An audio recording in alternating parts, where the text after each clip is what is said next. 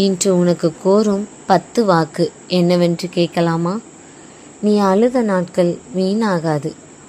வேலனின் அருள் வந்தால் அந்த கண்ணீர் வெற்றியாக மாறும். நம்பிக்கையோடு இரு. உனக்கு கோரும் 2வது வாக்கு, உன்னை தள்ளியவர்கள் யாரென்று நினைக்காதே. உன்னை உயர்த்தப் போகிறவன் முருகன் என்பதை நினை.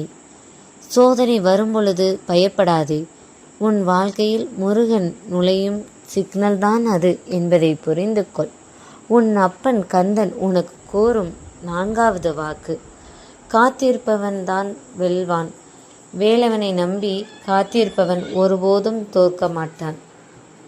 உனக்கு கொடுக்கும் 5வது வாக்கு, உன் மனசு உடைந்திருக்கலாம், ஆனால் உன் விதி உடையவில்லை. முருகன் கையில் உன் நாளை இருக்கிறது. நம்பிக்கையோடு இரு.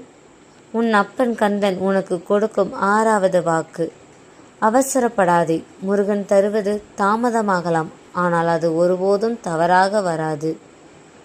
உன் அப்பன் முருகன் வாக்கு மீது நம்பிக்கை இருந்தால் ஓம் முருகா சரணம், ஓம் கந்தா சரணம் என்று பதிவிடு. நிச்சயம் உன் வாழ்க்கையில் நல்லது நடக்கும். நம்பிக்கையோடு இரு. உன் அப்பன் கந்தன் உனக்கு கொடுக்கும் 7வது வாக்கு, யாரும் உன்னை புரியவில்லையா? மலைமேல் நிற்கும் முருகன் உன் இதயத்தை புரிந்து கொண்டிருக்கிறான் என்பதை ஒருபோதும் மறவாதே. உனக்கான 8வது வாக்கு, வாழ்க்கை இருட்டாக இருந்தால் கவலைப்படாதே. ஒரு வேல் போதும் அந்த இருட்டை கிழிக்க. உன் எண்ணம் போல் வாழ்க்கை அமையும். நம்பிக்கையோடு இரு. உனக்கு கொடுக்கும் 9வது வாக்கு, நம்பிக்கை இழக்காதே.